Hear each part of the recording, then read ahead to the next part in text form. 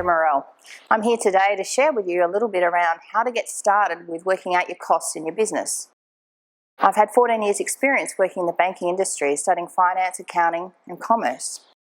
One of the things that I've experienced in my background, having worked with hundreds and hundreds, probably thousands of business owners, is that there's a common thread around business success and business failure. Unfortunately, a lot of people don't get this side of their business. They start because they've got a product or a service or a passion, which is awesome, but then what happens is they get to the money side of it or the monetizing side of it and they let themselves down. So if you're not an expert, it's okay. You don't need to be one, but it's finding the right people around you to have on your team that are experts. This is such an important area that it can be the area in your business that will absolutely cause you to be, not be the best you can and not make the profits you should be making. So I'm just going to go through a few of the things that I've done at Entrepreneurs Institute. I started here at the start of the year as the general manager, and when I came in, my role was to set up all the financial structures and systems in the back end of the business. What I had to do was look at how I could work out the cost of every single product that's already been sold, and there was a lot of work already done, but there was a lot of work that I found there was some opportunities there to be able to even make it more clearer. I'm going to go through how I do it, and this is a video recording, so I normally get a bit of feedback from the audience. So what I'd love for you to do, sitting here at iLAB, is to use the time to be able to make some notes and write it down, and I know that the facilitator will be working with you to be able to answer some questions that you've got afterwards as well. If you're at an iLAB, it's a high chance that I'll be here at the end of it supporting you with maybe some more questions that you might have as you work your way through. Where do you start? And whenever I sit down with a business owner, and I've been coaching business owners for many years, is to say, well, what do you want to earn? What's the total income that you want to get from your business? Now, people talk about revenue and they talk about turnover. It's the same thing. Whatever's coming into your business from the sale of an item, of product or a service, it's income. It's sales, it's revenue, it's turnover. It's the same thing. So, how much, and I want you to write this down, do you want to receive as income into your business from the sale of your products and services, all of them combined, for a period of 12 months? So let's say this number is, we're going to be a bit courageous here and put up a big one. We're going to put up, well, we could put a ridiculous number in here. Maybe it's not ridiculous for you, but let's put maybe, for all of our products, all of our services that we're going to receive in over a 12-month period, let's put $200,000.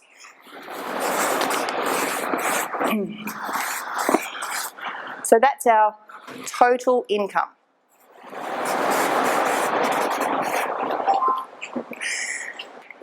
One of the things that we do at Entrepreneurs Institute is work with a lot of partners and affiliates, and I'm sure you're likely to as well. And as you go through your iLAB experience, you'll learn that one of the best ways to magnify and leverage yourself in your business is to make sure you bring the right partners in. And if it is somebody in the finance area, so that you can be out there being the awesome front end person, or the person that's selling a product or even creating more product to create more revenue, then maybe that's how you're going to end up multiplying and leveraging. But what I'd encourage you to do is to understand the numbers enough that you know that the person that's looking after them is doing the right thing by you as well. So what I do is look at what some of the costs are going to be coming out. And one of the ways that we do our cost split at Entrepreneurs Institute by working with our partners is we have a set structure, and I'm going to share that with you now. So we have partners that we work with in different countries right around the world. Some of them might be promoting our events, some of them might be supporting us by promoting our products. There might be resellers of Entrepreneur Institute tools, wealth dynamics, profiling tests. They might be running an event in their business and recommending people come to iLAB because they've been to iLAB or they've heard about iLAB. And we pay people an affiliate fee for doing that. Because we don't have to pay for the cost of marketing, or we don't have to pay for the cost of closing that sale, we're happy to pass on that profit part of our profit to the person that's done the hard work for us. So I'm going to give you and share through the split that we do. So we have 2 tiers for marketing.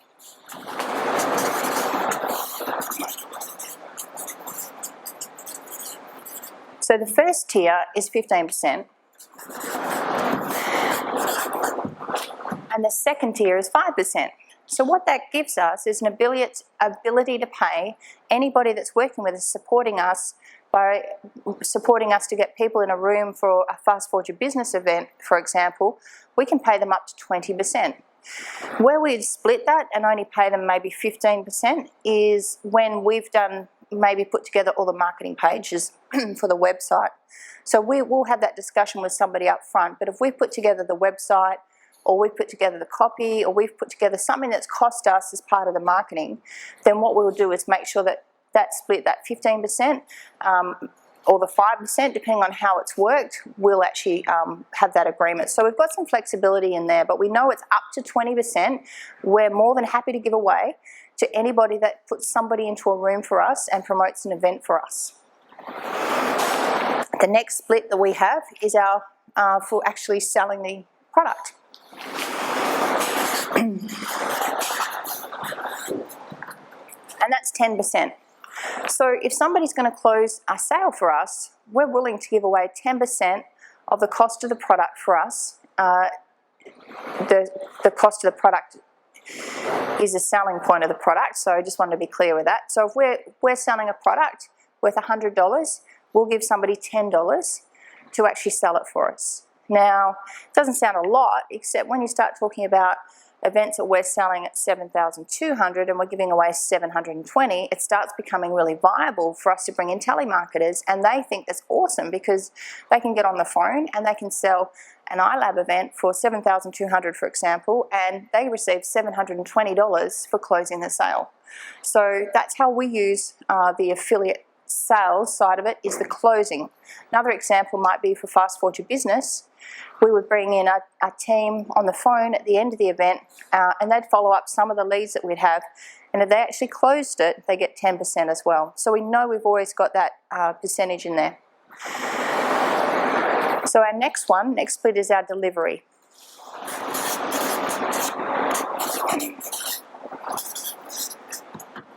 And that one's 30%. So if we have people that we admire and trust as great presenters and educators, and there's certainly plenty of them, and they come through our programs and do Train the Trainer with us, we're more than happy for them to get signed off to promote our events from the stage and actually present on some of our events. We've got one called Wealth Dynamic Experience, which is a weekend event, and we've got people in Australia now teaching and presenting that event. Now, should they do that and using our copy and content, and they're going to deliver it, we'll pay them 30% to do that. So whatever, if it's a $100 ticket price at the front, it's more than that, but if it's $100, they'll get $30 of that. And because they've done the marketing for it, they'll get 20% of that. And if they've closed somebody into going into the event, they'll get 10% of that as well. So what's left for us?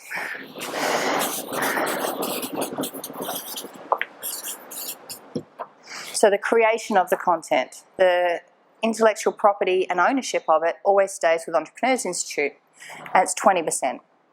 Then we've got 2 other splits.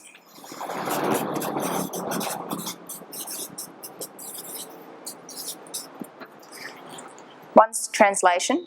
So we deliver products in Taiwan and Japan and Sweden, and they're in a localized language. So they might be translated by our country partners in those countries into Japanese, for example, and that's actually what has happened. And so they actually get paid an extra 10% for the translation of our products into their language, and they organise and arrange and pay the cost of that. And obviously the benefit for them is they get to sell more. And our license.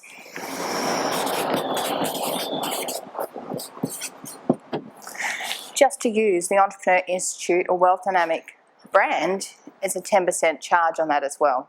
So for all of our products, we know that if we're going to deliver them, we would keep 30, 40, 50, 60, 70%, but we're willing to give away on nearly every product up to 30% for the cost of marketing it and selling it. Have a look and have a think about your own products that you're selling and how this could relate back to you. And it might be a product that's an online product for you, and you might be working with other affiliates that are other online companies that you're happy to give away a certain percentage, especially if they close the sale for you. So this obviously comes to 100%. And this is how we start working out how much we're willing to give away to promote, market, sell a product. The next thing I do is look at, you've got your total income.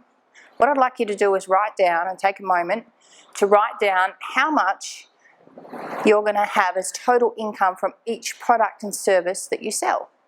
So typically most businesses have more than one product. Maybe you've only got one, but I reckon most of you here will probably have more than one.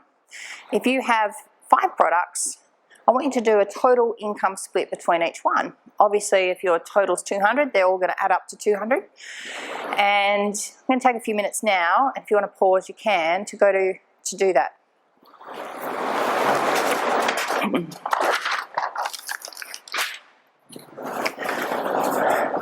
All right, so now we've got our split. So we've got product, let's say A, product B. Sorry, B. Keep it tidy. Alrighty. So for each product, let's say we had total 200,000.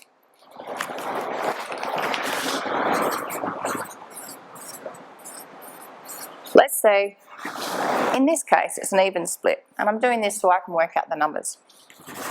Let's say it's 100,000.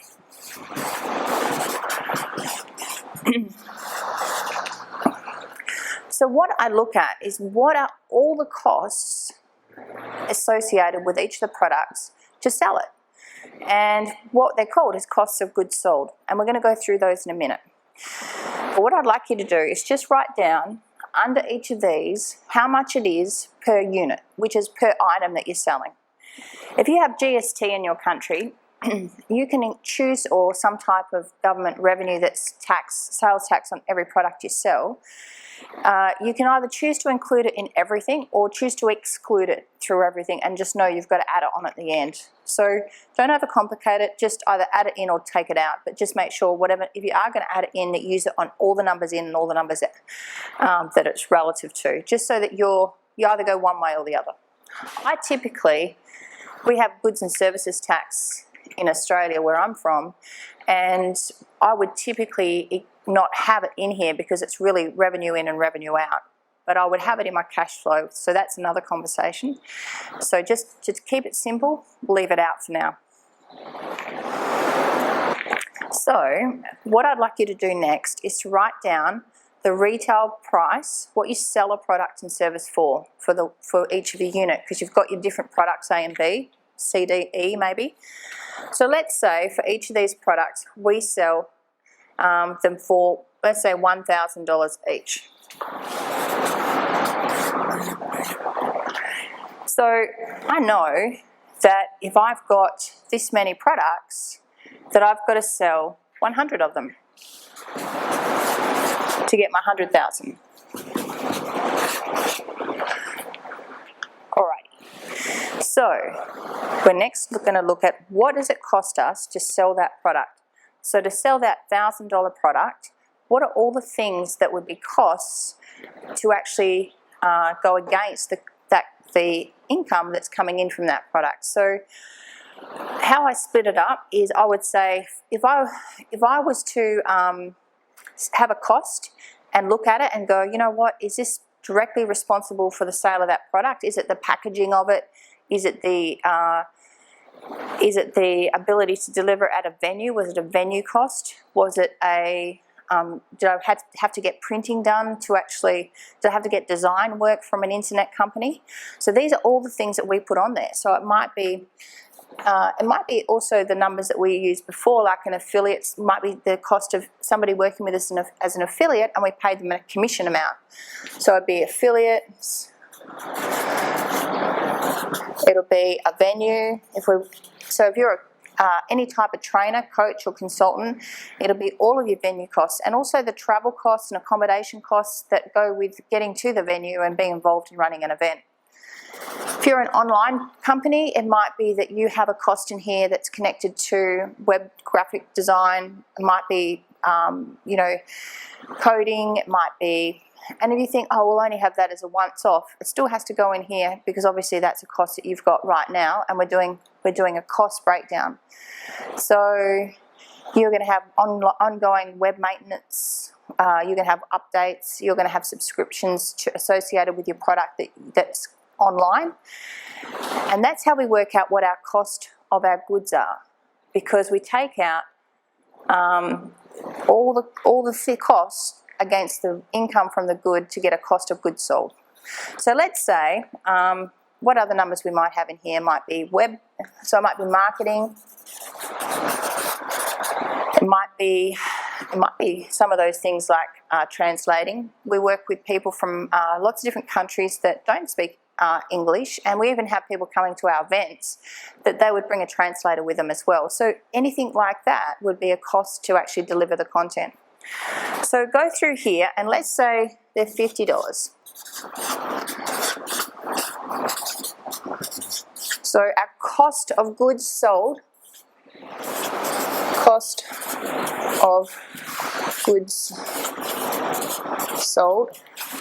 to sell a product is $150. So that means that we have a gross profit, which is the cost, the income from the product, which is say $1,000, less our cost of goods sold. So our gross profit is going to be $850 on each of the products we sell. Now there's other costs, and we call them overhead costs.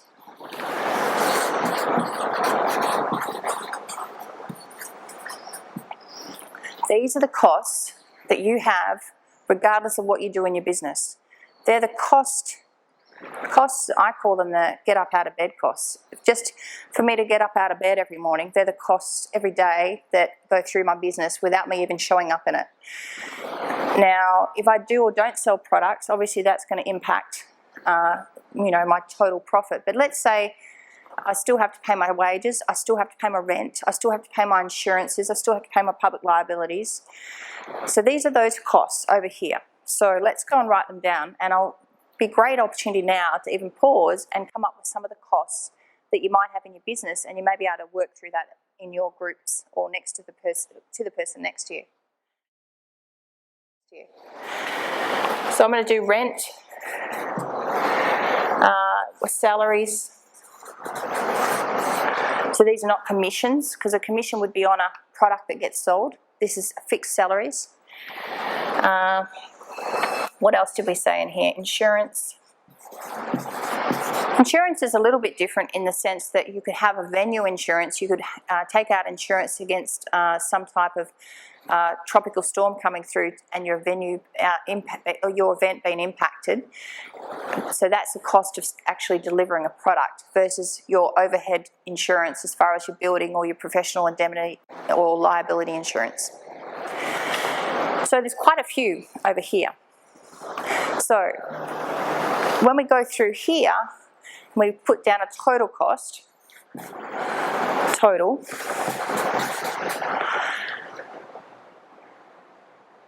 So these are our expenses for our overheads. And these are our expenses for our cost of goods sold. So just to take you through the journey, what I do is I work these out for a 12-month period. So these would be power, what else? Electricity, water, might be levies, strata levies if you own your own building. It might be lease on laptops and things that you might have as well. So what we do is we work these back now to become a 12-month figure. So going back to our unit price, we were selling our product for $1,000. We were taking a cost out of it of $150, which made it $850 as a gross profit on each unit. But let's go and make it a 12-month figure again. So let's turn that gross profit of $850, and we know we sold 100 of them over the year, so that $850 becomes $85,000. So now we have an income for each unit that we're selling for a 12-month period. So we have a gross profit on each unit, and we're going to add them together. So let's say we're going to add, maybe they were both exactly the same, so we're going to add them together, so it's $170,000. So our gross profit for the year is $170,000. Alrighty, so we've got $170,000 gross profit. We now have a total of our overheads. Let's say they're $50,000. So we bring over our $170,000 gross profit. We take off our overheads, and we end up with a net profit of $120,000.